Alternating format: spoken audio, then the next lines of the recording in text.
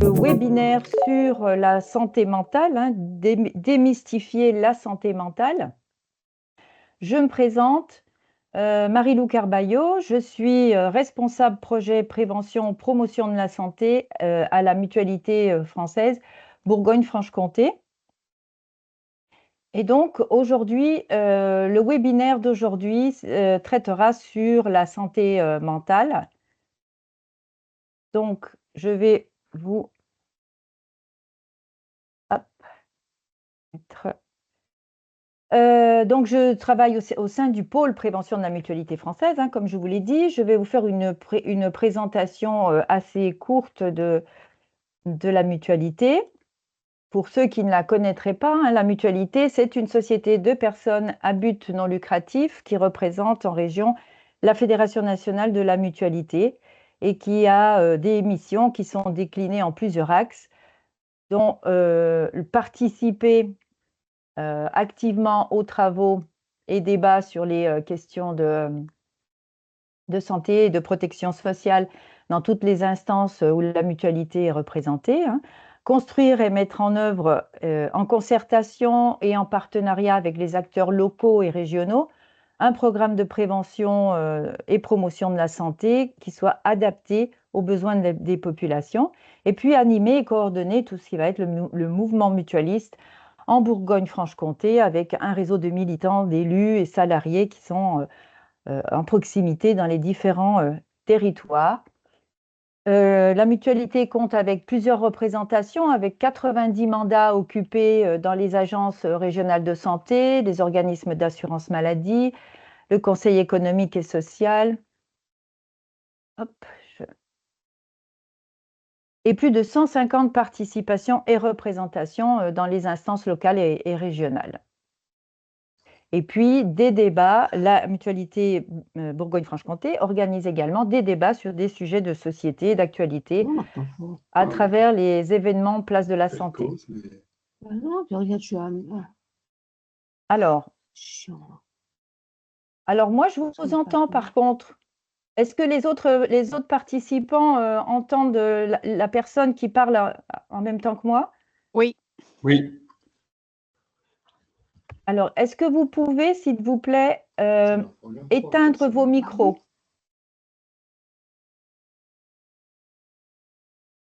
Si vous ne m'entendez pas, essayez de vous reconnecter, pardon. Essayez de vous reconnecter parce que moi, je vous entends. Je pense qu'il faudrait leur dire dans le chat parce que du coup, si vous entendez pas... Oui, vous avez raison, merci. Alors.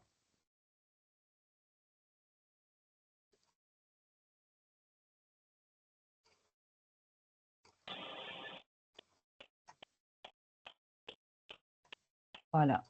Essayez. Oh, ça commence à me fatiguer, hein, son histoire. Hein. Mais je comprends bien, madame. Mais moi, je vous entends.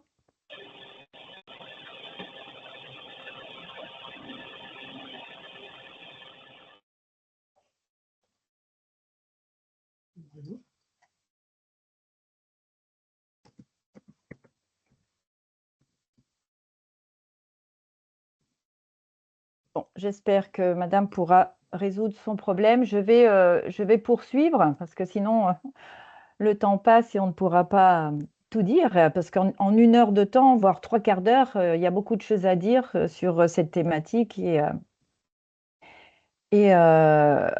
on ne va surtout ne pas tout dire. Donc la mutualité française, c'est plus d'1 million de personnes protégées, soit 48% de la population régionale, avec 124 mutuelles adhérentes, plus de 7000 collaborateurs mutualistes, avec 310 services de soins et d'accompagnement mutualistes, que ce soit au niveau des dentistes, optiques, audio, EHPAD et autres, avec plus de 600 actions de prévention et plus de 8000 bénéficiaires de ces actions de prévention. Ces actions de prévention qui reçoivent la note de 8,6 sur 10, qui est une note de satisfaction des bénéficiaires de nos actions de prévention.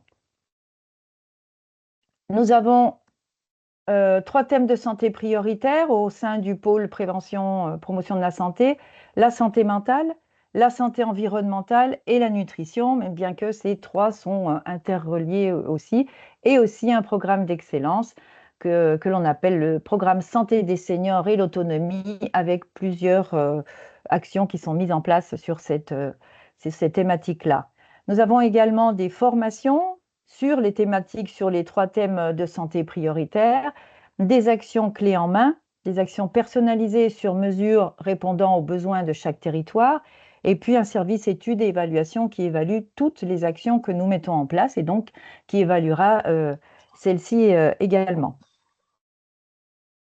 Alors, de quoi on va parler pendant ce temps qui nous est imparti? On va parler de qu'est-ce que la santé mentale? En quoi avoir une bonne santé mentale, c'est important pour la santé globale? Quels sont ces facteurs qui peuvent influencer la santé mentale?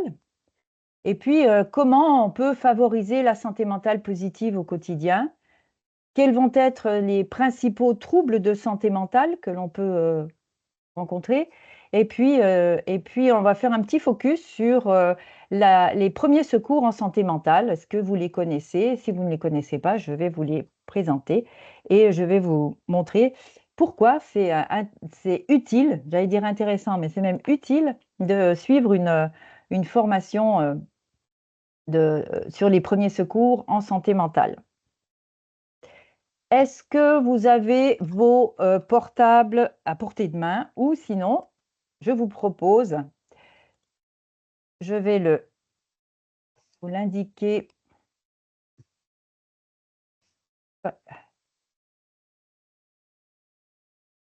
Là, vous pouvez scanner le QR code ou aller sur le site de wooclap.com sur votre ordinateur et puis entrer le code de l'événement. C'est pour répondre à un petit sondage qu'on va faire qui va nous permettre d'avancer sur cette thématique pendant ce moment-là. Est-ce que vous y avez accès ou est-ce que c'est compliqué pour vous? Non, c'est bon. C'est bon? C'est bon aussi. C'est bon? Parfait. Donc, vous êtes arrivé sur une page où on vous dit « Attendez, il n'y a pas de questions ». C'est ça? Oui, c'est ça, oui. C'est ça. OK, parfait. Eh bien, je vais vous afficher la première question. Si je vous dis santé mentale, qu'est-ce qui vous vient à l'esprit?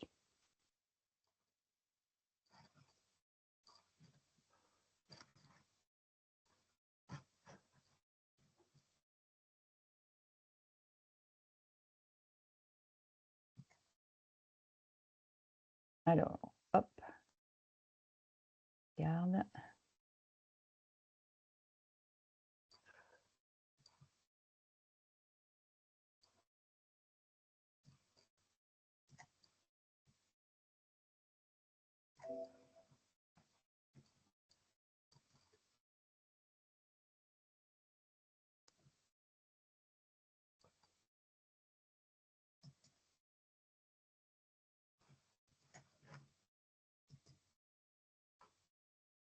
OK.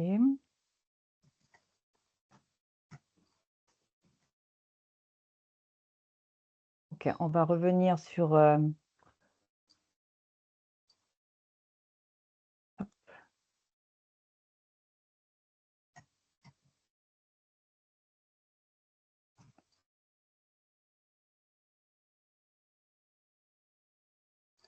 on va revenir sur les 3 dimensions de la santé. Je vois, on va en parler après de ce que vous avez indiqué, hein. L'Organisation mondiale de la santé nous indique que la santé est un état de complet bien-être physique, mental et social et qui ne consiste pas uniquement en l'absence de maladie ou d'infirmité. Donc la santé est prise ainsi en compte dans sa globalité. Elle est associée à la notion de bien-être. Tournée vers la qualité de la vie, la santé devient donc la mesure dans laquelle un groupe ou un individu peut d'une part se réaliser ses ambitions, satisfaire ses besoins et d'autre part s'adapter à celui-ci. C'est un équilibre entre ces trois dimensions que vous voyez, sociale, biologique et psychologique. La santé physique tout d'abord, qui repose sur un bon fonctionnement du corps, une alimentation équilibrée qui va permettre d'apporter les nutriments essentiels, l'activité physique régulière qui va contribuer à renforcer l'organisme et à prévenir certaines maladies, un sommeil de qualité qui va favoriser la récupération et le bien-être au quotidien. Et puis, adopter un mode de vie sain, ça veut dire, par exemple, éviter les substances nocives et puis maintenir une bonne hydratation et qui vont jouer un rôle déterminant également. Tout ce qui va être la santé mentale qui nous intéresse aujourd'hui, la santé mentale est tout aussi essentielle que la santé physique qu'on vient de voir. En effet, un équilibre psychologique va permettre de mieux gérer les défis du quotidien. Ainsi, plusieurs éléments vont contribuer au bien-être mental, mais on va le voir par la suite. Et puis le troisième axe, qui est la santé sociale, avec le pouvoir des interactions, la santé sociale qui repose sur la capacité à créer et entretenir des liens positifs avec les autres. Effectivement, ces interactions vont jouer un rôle fondamental dans le bien-être général. Ainsi, entretenir des relations de qualité avec son entourage va contribuer directement à une meilleure santé mentale et aussi physique. De même, un environnement social positif va aider à se sentir mieux dans la vie quotidienne. Quels sont ces facteurs qui vont influencer notre santé? Ce sont ce qu'on appelle les déterminants de la santé. C'est les comportements individuels qui n'expliquent pas à eux seuls l'état de santé des individus et les écarts de santé entre les différents groupes sociaux. L'état de santé d'une personne va se caractériser par justement les interactions entre plusieurs facteurs individuels, socio-environnementaux et économiques. Ainsi, l'Organisation mondiale de la santé va les définir comme les circonstances dans lesquelles les individus naissent, grandissent, vivent, travaillent et vieillissent, ainsi que tous les systèmes qui sont mis en place pour faire face à la maladie. C'est une définition qui a été donnée par l'OMS en 2018. À titre d'exemple, notre comportement alimentaire et notre pratique d'une activité physique sont en interaction constante avec l'environnement physique, social et matériel dans lequel nous vivons, dans lequel on va pratiquer cette activité physique. Ce qu'on mange, la façon dont on le mange, le type d'activité physique que l'on pratique va avoir un effet sur la santé et qui sont reliés à différents déterminants de santé, qui sont ces déterminants de santé qui vont conditionner la façon dont la personne va disposer des ressources physiques, sociales, économiques et personnelles pour satisfaire ses besoins, ses aspirations et s'adapter à son environnement.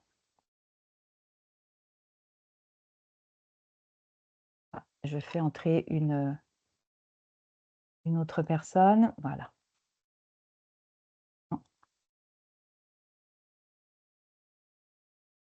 Je reviens.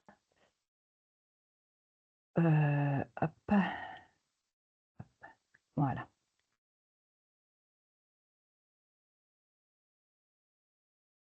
Donc, qu'est-ce qui va influencer ces déterminants? Différents facteurs. Chaque catégorie, vous le voyez ici, s'articule avec les autres et a un effet sur la santé. Les déterminants qui vont être collectifs peuvent influencer les comportements individuels. Par exemple, un travail peut être source de stress et entraîner une consommation de produits de type du tabac, par exemple. Et puis, les normes liées au corps peuvent influencer aussi les pratiques alimentaires. L'aménagement du territoire peut impacter sur la pratique d'activité physique. Voyez ? Tout ce qui va être facteur biologique et génétique, tout ce qui va être lié au sexe, à l'âge et à la constitution d'un individu, tous les facteurs individuels liés au comportement et style de vie personnel, avec les compétences personnelles et sociales, avec les savoirs, les savoir-être et les savoir-faire, tout ce qui va être habitudes de vie et comportement, et puis caractéristiques socio-économiques. En ce qui concerne les facteurs sociaux, Ça comprend les influences familiales, les influences sociales et collectives, des amis, des proches, de l'entourage, ou encore la présence ou l'absence de soutien mutuel dans un contexte qui peut être parfois difficile et qui peut occasionner des effets positifs ou négatifs sur l'état de santé de la personne. Et puis tous ces rapports sociaux peuvent être favorables ou défavorables à la santé en fonction des différentes situations de vie de chacun. Et puis les systèmes et les milieux de vie. Les milieux de vie vont inclure tout ce qui va être les facteurs liés aux conditions de vie et de travail, hein, les conditions de logement, le type de l'habitat, l'accès à l'éducation, mais aussi les services aux équipements essentiels, hein, tels que l'eau, les services de santé ou encore la nourriture. Les systèmes se rapportent, eux, à des déterminants qui couvrent les principaux systèmes administrés par l'État et ses partenaires, tout ce qui va être les systèmes d'éducation et de services de garde d'enfance, par exemple, les systèmes de santé et de services sociaux, l'aménagement du territoire, les programmes de soutien, etc., des soutiens à l'emploi, pardon, etc., etc.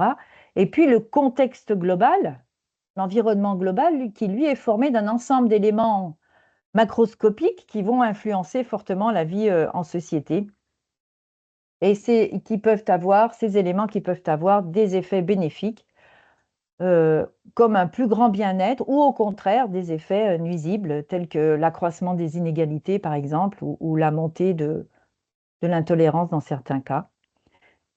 Il faut les prendre en compte, hein, c'est utile pour pouvoir justement apprécier leurs effets sur les autres déterminants de santé qui vont toucher plus directement les individus.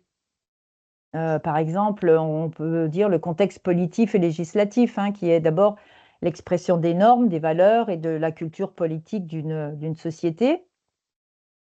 Tout ce qui va être le contexte économique, qui constitue le deuxième élément, il fait référence aux institutions économiques, aux normes, aux valeurs et aux règles en vigueur. Et puis ensuite, il y a tout le contexte démographique, hein, qui, lui, a trait aux particularités d'une population, comme la fécondité, la distribution de l'âge, le sexe, la diversité ethnique, tout ce qui va être mouvement de population, hein, la croissance des banlieues, l'appauvrissement de certains quartiers, l'immigration, etc. Et puis le contexte social et culturel qui représente, lui, le quatrième élément du contexte global. Il renvoie entre autres aux normes et aux valeurs prédominantes dans une société, aux pratiques religieuses, aux écarts entre les groupes sociaux, etc.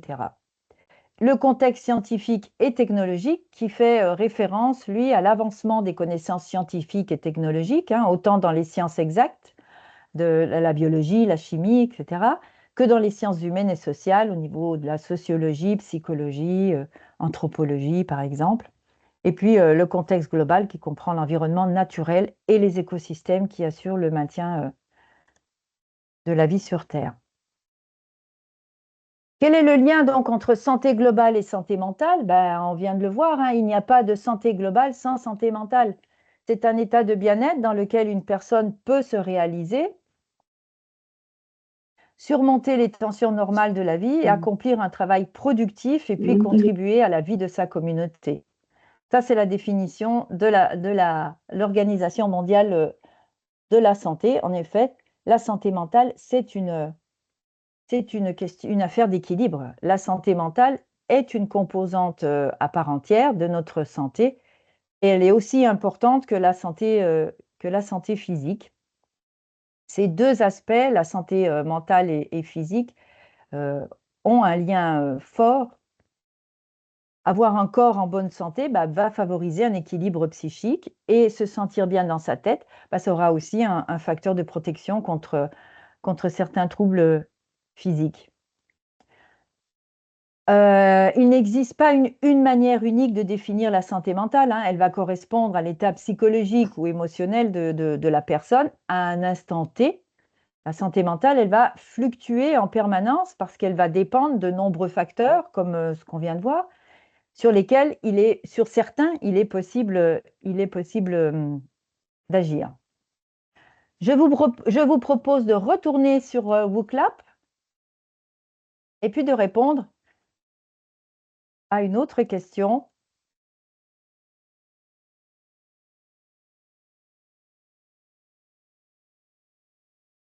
Il dit « Les problèmes de santé ne me concernent pas ».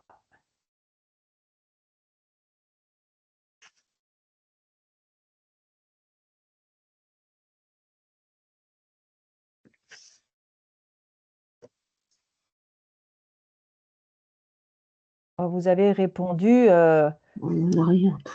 majoritairement que c'est faux. Et effectivement, hein, aucune famille, personne n'est à l'abri d'un problème de santé mentale.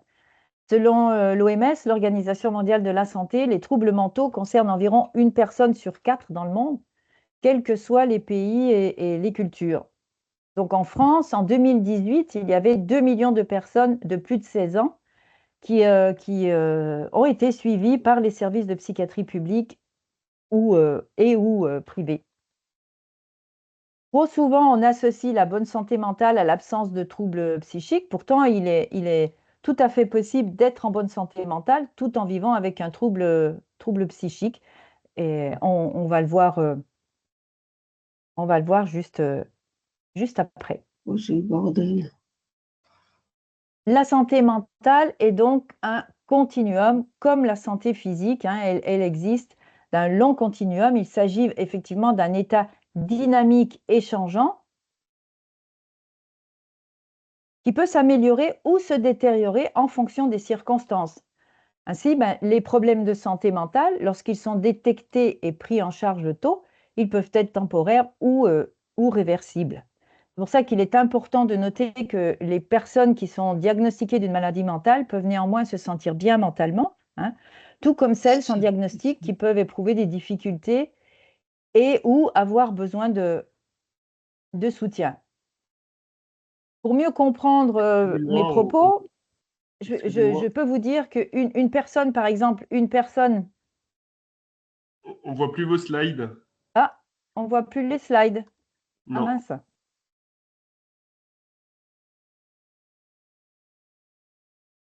Est-ce que là, vous les voyez? Alors, Non, toujours Non. pas? Non. je me demande si quelqu'un n'a pas partagé son écran par erreur. Oui, parce que moi, je l'ai toujours comme si je le partageais, en fait. Ou alors, vous êtes... Bah non. Non, non, non, non, c'est bon, là. Non.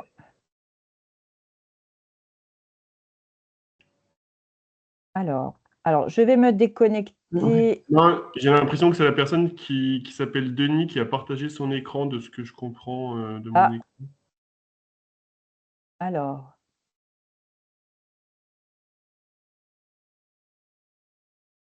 Oui. Denis, est-ce que vous pouvez arrêter le partage, s'il vous plaît? Bon, je vais, hop, repartager mon écran. Est-ce que là, c'est bon pour tout le monde? Oui, c'est bon. Oui, c'est bon. Merci. Ok, je continue donc. Je vais me mettre là, comme ça je vous vois quand même. Donc pour mieux comprendre ce que j'étais en train de dire, je voulais juste vous donner un exemple, de dire par exemple une personne qui est atteinte de diabète, bien qu'elle souffre d'une maladie physique, elle peut se sentir bien et maintenir une bonne santé physique grâce justement à la gestion adéquate de sa condition. Il en va de même pour une personne souffrant de dépression, par exemple. Si elle bénéficie des ressources nécessaires pour gérer sa maladie, elle peut se sentir bien mentalement et mener une vie de qualité. C'est pour ça qu'il est important de chercher un traitement et du soutien le plus tôt possible.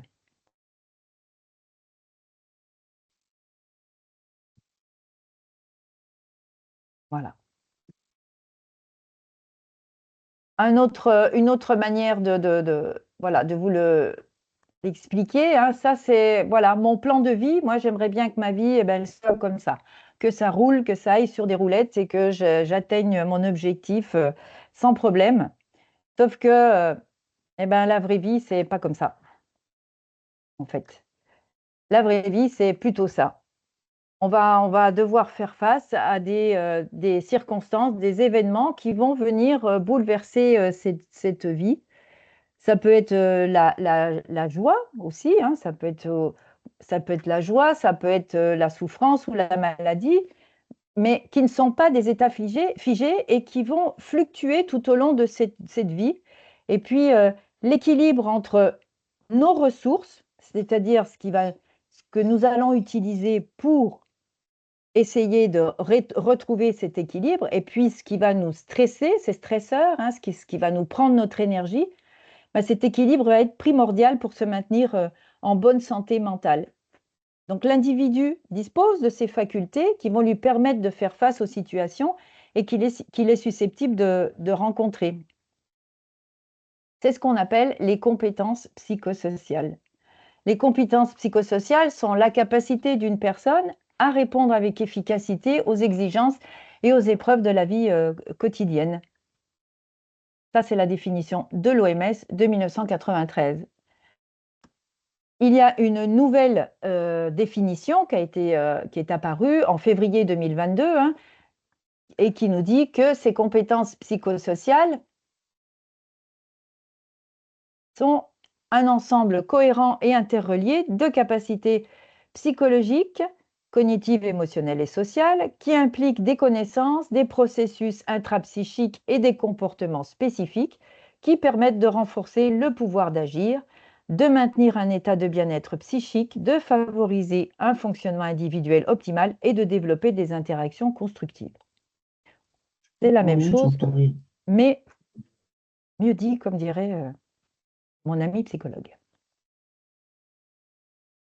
Donc effectivement, ces stratégies qu'on va mettre en place tout au long de la vie, c'est ce qu'on appelle les compétences psychosociales, qui sont des facteurs de protection pour pouvoir accueillir justement avec résilience ces exigences du quotidien.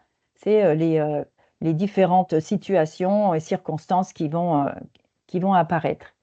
Ces compétences psychosociales vont nous permettre de nous connaître, de connaître l'ensemble de nos caractéristiques, de nos traits personnels, hein, que ce soit sur le plan physique, émotionnel, social, qui vont nous permettre de connaître nos goûts, nos intérêts, nos qualités, nos limites, nos forces, et puis aussi nos caractéristiques physiques hein, qui vont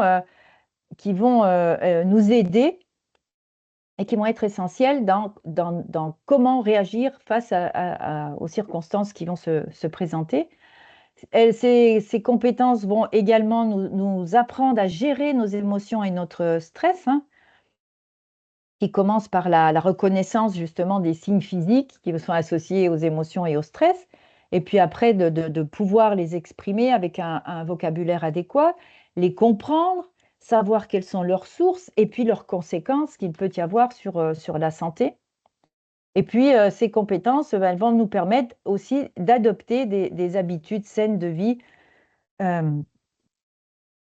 qui vont nous permettre de faire des choix éclairés en matière d'habitudes de vie et justement pouvoir, à long terme, prendre les meilleures décisions pour éviter les situations difficiles ou les situations stressantes. Et puis, elles vont nous permettre aussi de gérer les influences sociales, tout ce qui va être la pression des pairs, les messages publicitaires, la culture familiale, les normes sociales, les stéréotypes. Toutes ces compétences vont nous aider à mieux comprendre ces situations qu'on peut affronter dans notre quotidien. Mais ça serait trop facile si c'était aussi simple que ça. Hein. Qu'est-ce se passe-t-il quand la santé mentale est problématique et quand elle a une conséquence sur nos pensées, sur nos actions, sur notre physique? Je vous propose de retourner pour une nouvelle question.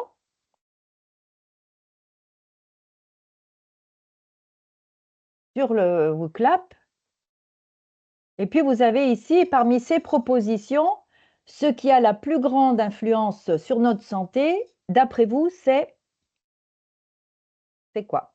La façon dont nous gérons nos émotions, notre environnement économique et social, nos prédispositions génétiques, la qualité des soins dispensés à l'hôpital,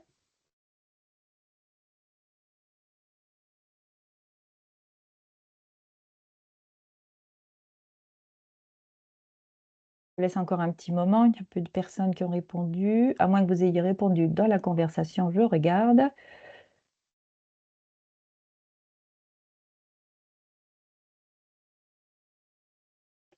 Ah, je suis désolée pour le son, je ne sais pas pourquoi vous n'arrivez pas à voir le son. Je suis désolée. Ok.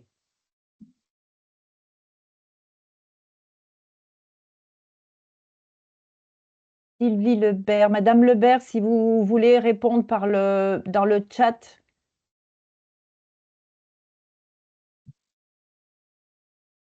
Mais je ne sais pas pourquoi vous ne pouvez pas avoir le son.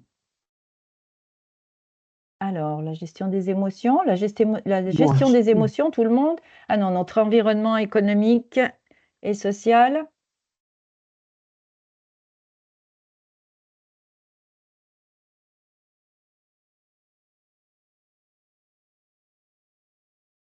Alors, une chose est certaine, hein, nous ne sommes pas tous égaux devant la santé mentale, ça c'est sûr. Certaines caractéristiques et situations, hein, telles que les conditions socio-économiques défavorables, un isolement social accru ou des situations de discrimination affectant plus particulièrement certaines populations, vont créer des inégalités en santé mentale aussi. Donc, parmi les groupes les plus susceptibles de rencontrer les problèmes psychologiques, hein, il y a les personnes à bas revenus, tout ce qui va être les personnes issues d'immigration, les familles monoparentales, les aînés, les personnes sans emploi, par exemple. À titre d'exemple, hein, il y a le taux de tentative annuelle de suicide s'élève à 14,8% chez les femmes, les jeunes femmes homo et bisexuelles, contre 2,8 chez les femmes hétérosexuelles. Voilà, c'est une donnée voilà, qui peut être marquante. Et puis, effectivement, la façon dont nous gérons nos émotions est très importante, mais notre environnement social et économique est très, très important et a une influence importante dans notre santé mentale.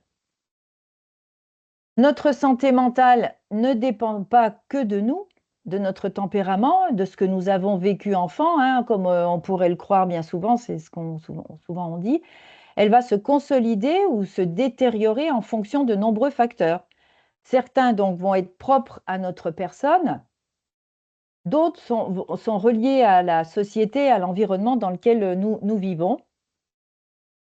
Donc voici quelques facteurs, hein, les facteurs qui relèvent de l'individu, qui vont être notre personnalité, notre patrimoine génétique, notre capacité à faire face à nos émotions, notre estime personnelle, les événements marquants de notre existence, comme les rencontres amoureuses ou amicales, les séparations, les deuils, les violences subies aussi. Et puis les facteurs qui relèvent de la société avec nos conditions de travail, nos conditions de logement, de sécurité, notre niveau de vie, notre accès à l'éducation, ce qui veut les accès aux soins aussi, le niveau de solidarité dans une société, le degré de mobilisation contre le dérèglement du climat et les atteintes à l'environnement, la culture dans laquelle nous évoluons, les discriminations que nous subissons, hein. Tout ça nous fait prendre conscience que notre santé mentale ne dépend pas seulement de notre personnalité, mais bien d'autres facteurs, comme peuvent être nos revenus ou notre genre. Nous ne sommes pas les seuls responsables de notre état psychologique, il dépend pour une grande part de nos conditions de vie. La santé mentale est un enjeu collectif et d'autant plus que cette année, la santé mentale est la grande cause nationale au niveau national, hein, gouvernemental, je veux dire, mais aussi au sein de la mutualité française nationale, puisque la santé mentale est également donc cette grande cause. Alors que justement elle est souvent mal comprise et encore taboue, hein, la promotion du bien-être mental et la prévention des troubles qui peuvent l'affecter sont des enjeux de santé publique prioritaires.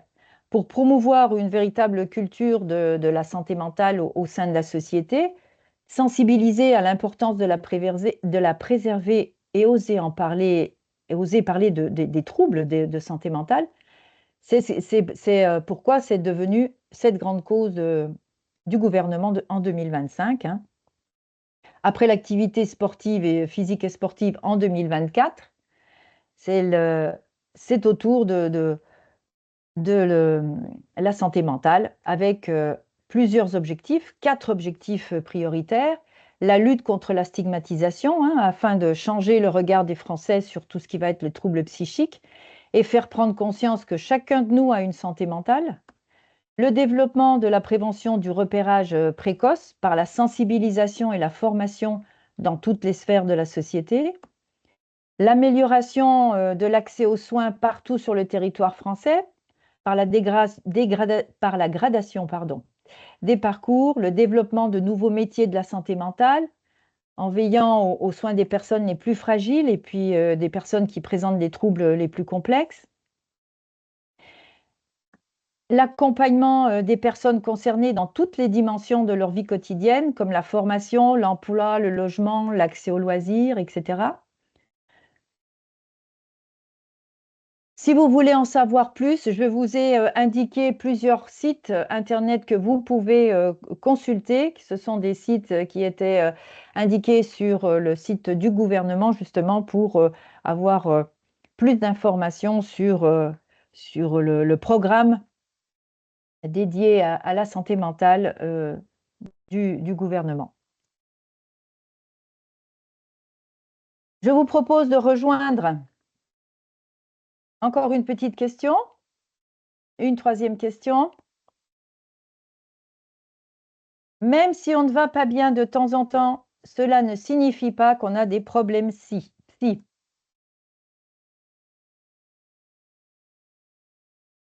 Donc oui, vous me dites, c'est vrai. C'est vrai, il est tout à fait possible d'être en bonne santé mentale avec un trouble psychique. En effet, il est possible de ressentir un bien-être mental grâce à des relations sociales satisfaisantes. Voilà. Une activité épanouissante et puis une bonne estime de nous-mêmes. Cela est possible notamment lorsque nous bénéficions de soins, bien sûr, d'un accompagnement et d'un soutien social. C'est ce que l'on nomme le rétablissement pour les personnes qui ont des problèmes de santé mentale. De même, une personne peut ressentir un mal-être sans pour autant être concernée par un trouble psychique. Hein. Je l'ai dit tout à l'heure. Avoir une bonne santé mentale, c'est ce qui va nous permettre de profiter de la vie et de relever efficacement les défis auxquels nous sommes confrontés quotidiennement. Elle nous procure donc ce sentiment positif de bien-être émotionnel, spirituel et social. Chaque année, on estime qu'il y a environ 13 millions de personnes qui souffrent de problèmes de santé mentale chaque année. Et puis, bien entendu, le Covid 2019 n'a fait qu'accélérer une situation qui était déjà bien préoccupante, puisque le taux de suicide est très important et puis il fait partie d'un des plus élevés en Europe, le taux de suicide en France. Hein. Quelle différence entre santé mentale et troubles psychiques? On parle de troubles psychiques lorsque l'état de bien-être est perturbé. L'individu est alors dans l'incapacité de s'adapter aux situations difficiles, voire douloureuses, et de maintenir son équilibre psychique. Elle définit. Les troubles psychiques ou maladies psychiatriques, elles affectent certaines fonctions de l'être humain comme la pensée, la mémoire ou la régulation des émotions. Par exemple, la dépression est le plus fréquent des troubles psychiques, qui va toucher environ 300 millions de personnes dans le monde. Et puis, presque 10% des Français, avant la pandémie de Covid, indiquaient souffrir de dépression. On peut avoir une santé mentale altérée sans souffrir d'une maladie psychiatrique. Hein. Et comme je l'ai dit auparavant, inversement aussi, la maladie psychiatrique, on peut se rétablir d'une maladie psychiatrique et retrouver un état de santé satisfaisant.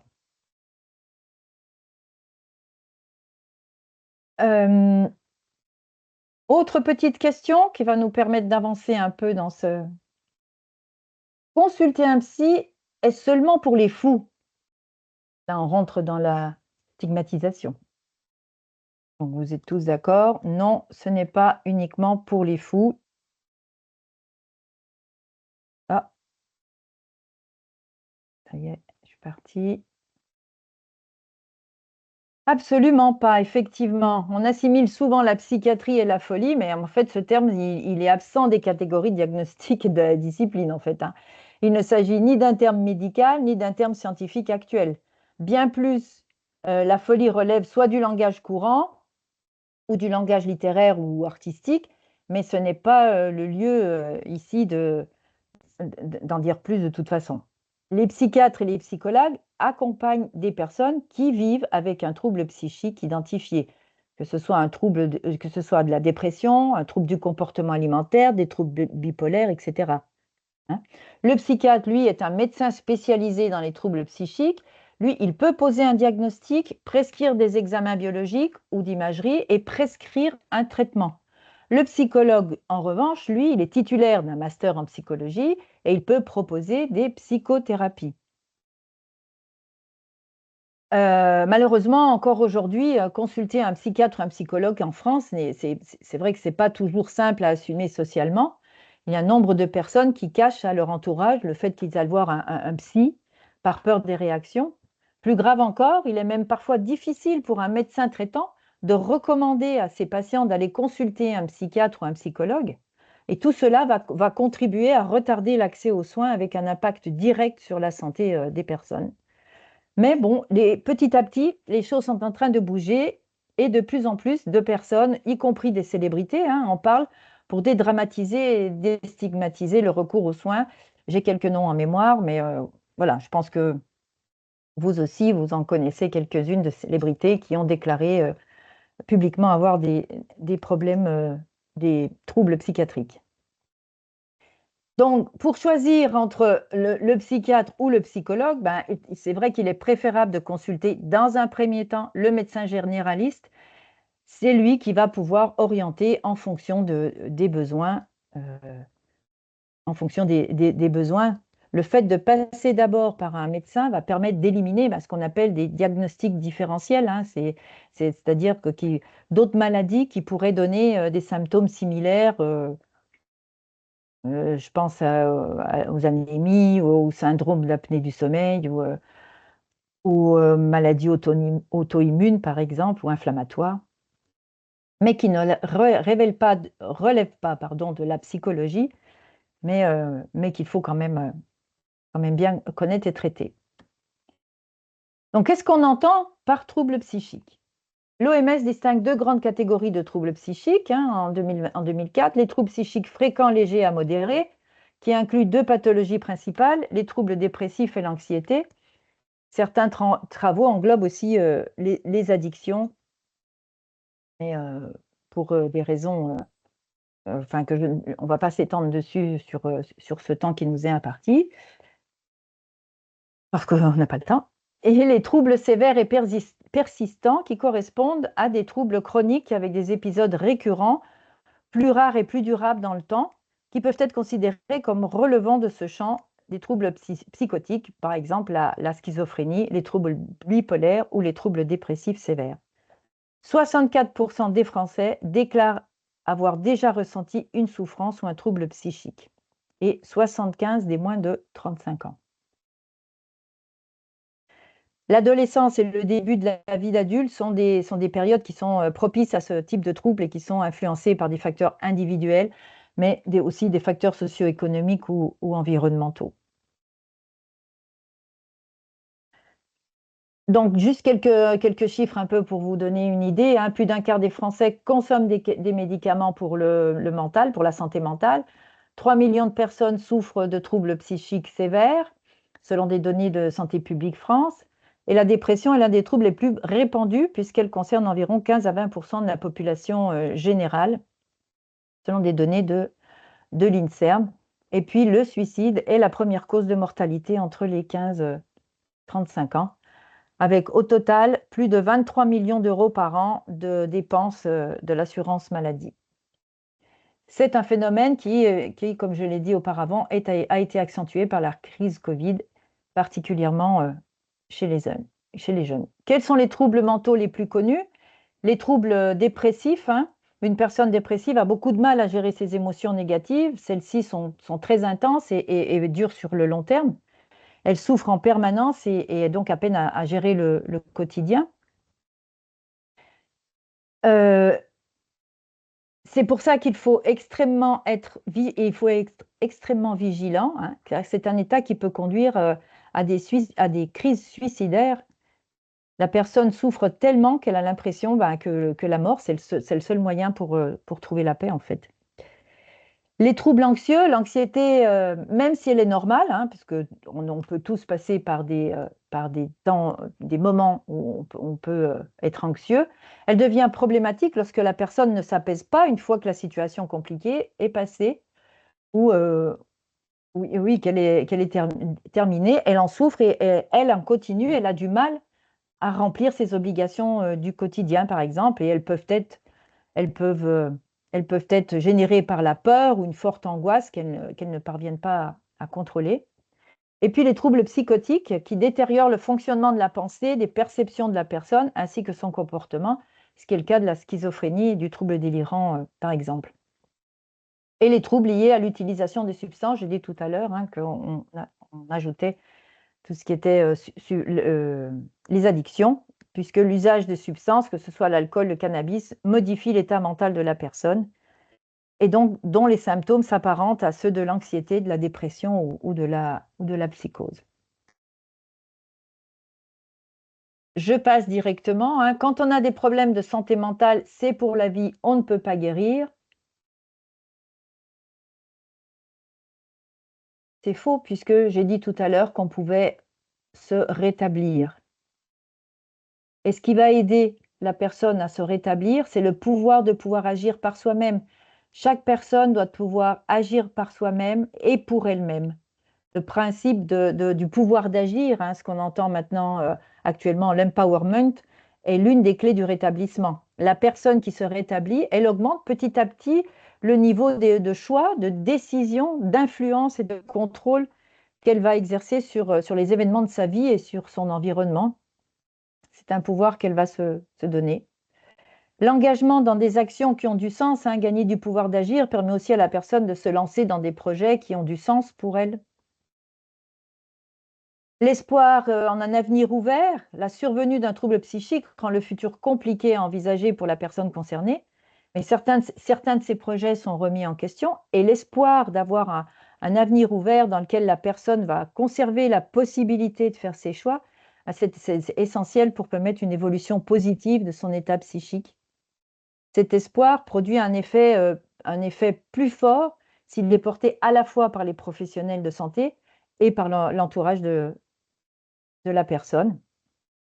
Des portes auxquelles frapper pour se rétablir, la personne peut bien sûr s'appuyer sur différents lieux et structures ouverts à ceux et celles qui vivent un trouble psychique. Il n'est pas facile de savoir à quelle porte frapper. Donc, vous l'avez dit dans le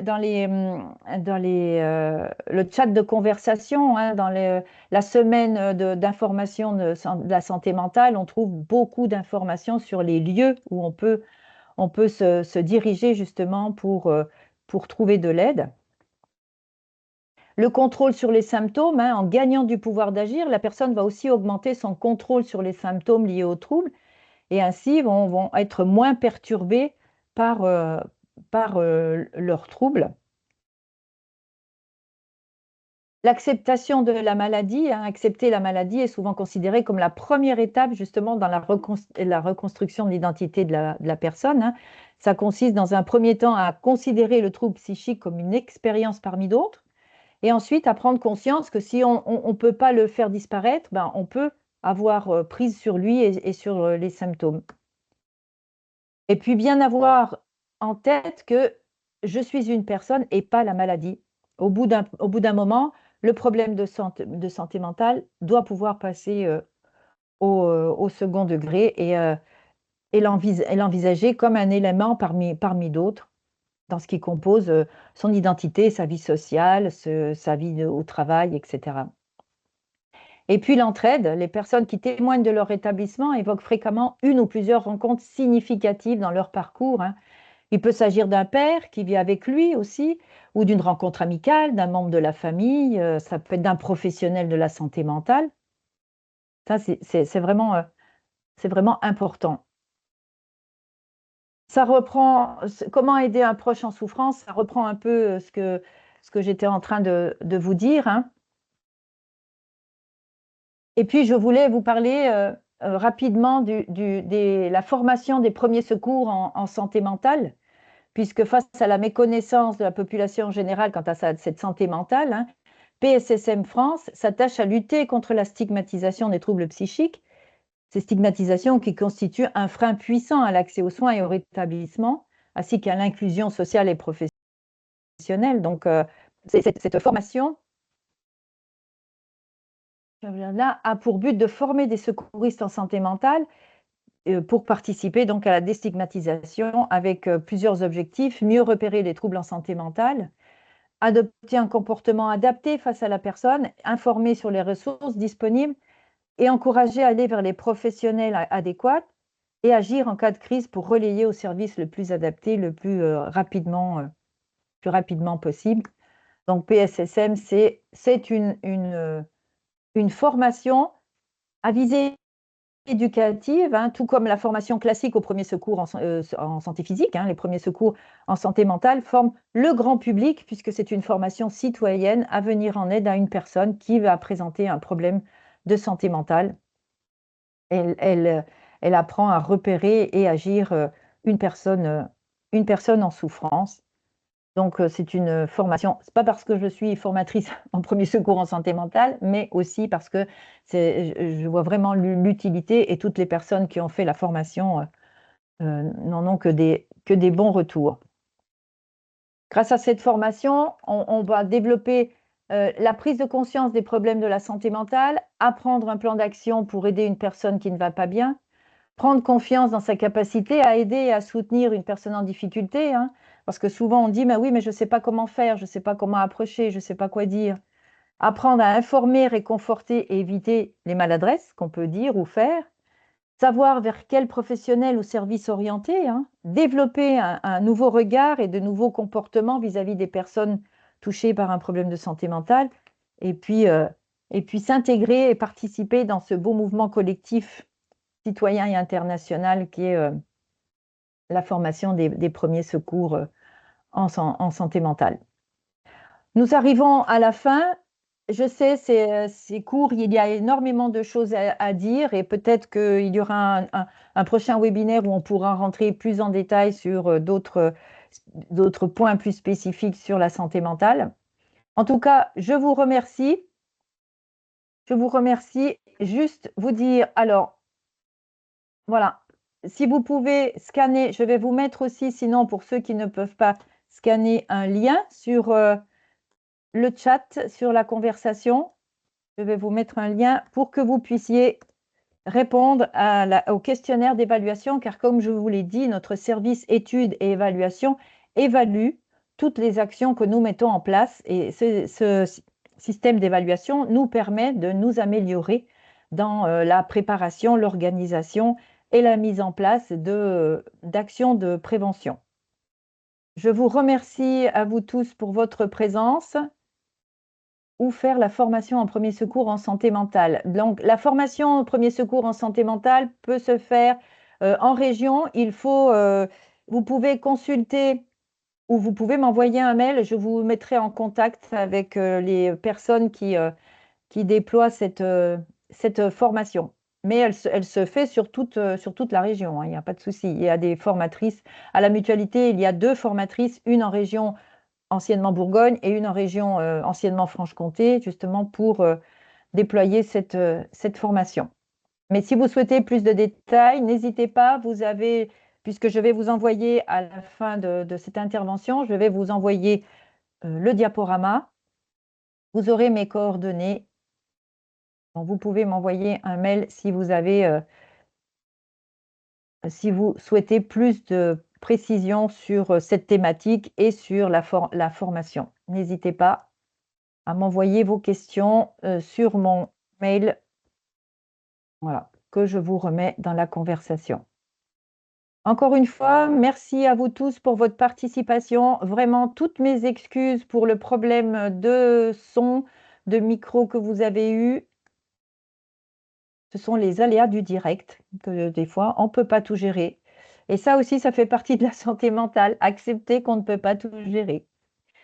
Merci à vous tous. Bonne fin de journée à tous. Merci À à vous. bientôt. Merci, au À revoir. bientôt.